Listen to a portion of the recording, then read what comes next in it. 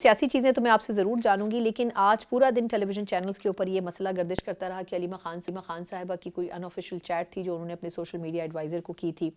اور اگر تو وہ درست ہے، کیونکہ میں اس میں ایک مارجن رکھوں گی کہ وہ غلط بھی ہو سکتی ہے۔ اب اس میں جو چیزیں نکلی ہیں اس کے اوپر گفتگو ہو رہی ہے، وہ ایک تو نجی انسٹرکشنز بھی ہیں، لیکن اس گفتگو سے یہ نتیجہ اخذ کیا جا رہا ہے کہ وہ بھی پارٹی میں اپنا ہولڈ رکھنا چاہتی ہیں، لیکن اس کے اوپر ابھی تک آفیشیل ٹیک نہیں آ سکا ہے پی ٹی آئی کا۔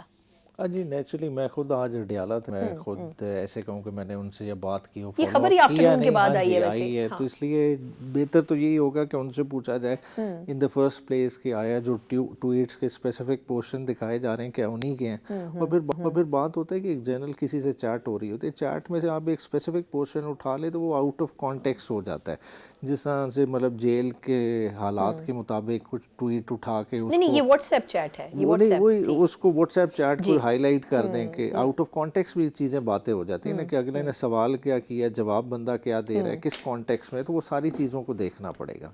ٹھیک، اچھا، لیکن اس حوالے سے ایک اور چیز کہ آپ کو لگتا ہے کہ اگر ہم ایک منٹ کے لیے مان لیں کہ یہ صحیح ہے،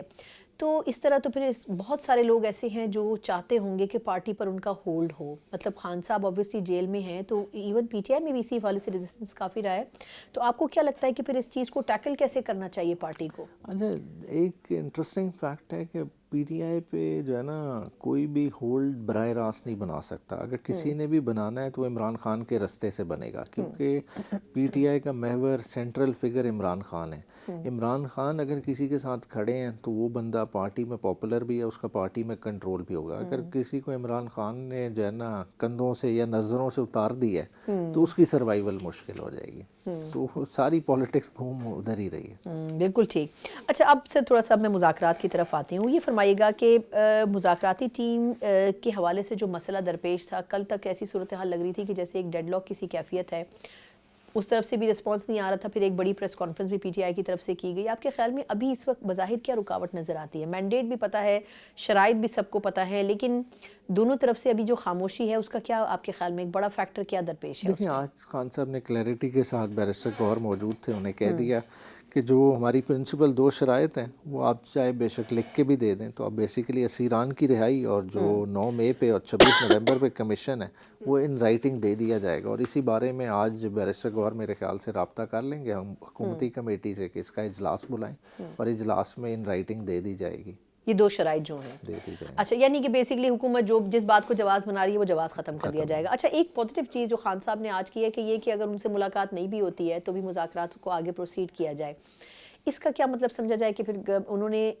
مطلب امپاور کر دیا ہے مذاکراتی کمیٹی کو کہ وہ ڈیسیجنز لے سکیں، اگر خان صاحب سے نہ بھی ملیں تو ڈیسیجن پاور ہوگی ان کے پاس؟ نہیں، یہ تو جو بیسیکلی انہوں نے اتنی انہیں لیٹیٹیوڈ دے دیا ہے کہ آپ ان رائٹنگ اگلے اجلاس میں پریزنٹ کر دیں، اور اس اجلاس میں پی ٹی آئی کی جتنی کمیٹی ہے اس کا مطالبہ یہی ہوگا کہ ہمارے یہ ڈیمانڈز آ گئی ہیں، آپ ان کو دیکھیں، ان پہ آپ کیا کر سکتے ہیں، اور اس دوران ہماری عمران خان سے ملاقات کرائی جائے، تو ملاقات تو 100% ہوگی، کیونکہ دیکھیں جو بھی فیصلہ ہونا ہے حتمی فیصلہ عمران خان نے ہی لینا ہے، اور اسی کی بات کی کریڈیبلٹی ہوگی۔ اچھا، یہ سر جو دو مطالبات ہیں اس سے پہلے ہی حکومت کی طرف سے کچھ لوگوں کو ریلیز کیا گیا، آپ سے پہلے بھی شاید ہم نے ایک شو میں اس بارے میں کامنٹ لیا تھا کہ یہ اب گورنمنٹ نے آہستہ آہستہ لوگوں کو چھوڑنا تو کچھ کو ضمانت پہ چھوڑ رہے ہیں، کچھ کو فوج کی طرف سے سزائیں ان کی معاف ہو رہی ہیں، تو جو پی ٹی آئی ڈیمانڈ کر رہی ہے اس کے اوپر کام تو شروع کر دیا گیا ایک طرح سے، کیا اس کو پی ٹی آئی ایسے لیتی ہے اس پرسیپشن کو؟ دیکھیں، یہ ایک تو دو ڈفرینٹ چیزیں ہیں، دیکھیں ضمانت پہ کوئی بندے آ رہے ہیں وہ تھرو پروسیس آف کورٹ آ رہے ہیں، اور جو ملٹری سزاؤں والا معاملہ ہے وہ چیپٹر ہی بالکل علیحدہ ہے۔ دیکھیں، ملٹری سزاؤں پہ بلکہ کورٹس کے ٹرائل پہ پی ٹی آئی کی ایک واضح پوزیشن ہے کہ سویلین کا آپ ملٹری ٹرائل کر ہی نہیں سکتے، اور وہ کیوں نہیں کر سکتے؟ کیونکہ سپریم کورٹ کا ایک فیصلہ 4-1 کی اکثریت سے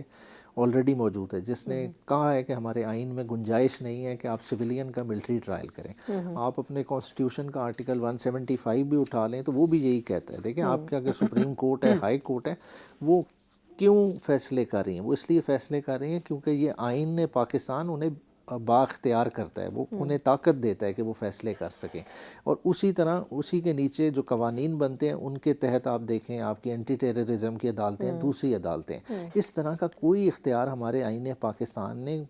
آرمی ایکٹ کے انڈر ملٹری کورٹس کو نہیں دیا کہ وہ سویلین کا ٹرائل کریں، تو اس لیے وہ تو ہو ہی نہیں سکتا، وہ جورسڈکشن ہی اللیگل ہے چاہے سپریم کورٹ نے انہیں وقتی طور پہ اجازت دے دی, اب ریویو, اب اپیل اس کی سنائی دے رہی ہے, اور اس میں آپ کامنٹس ججز کے سن لیں, وہ واضح دکھا رہے ہیں کہ جو پرانے پریسیڈنٹ تھے ایف بی علی والے, یہ وہ ان پہ وہ کوشچن مارک ریز کر رہے ہیں, اور میں سمجھتا ہوں کہ بہت جلد یہ چیپٹر کلوز ہو جائے گا. اچھا, آپ نے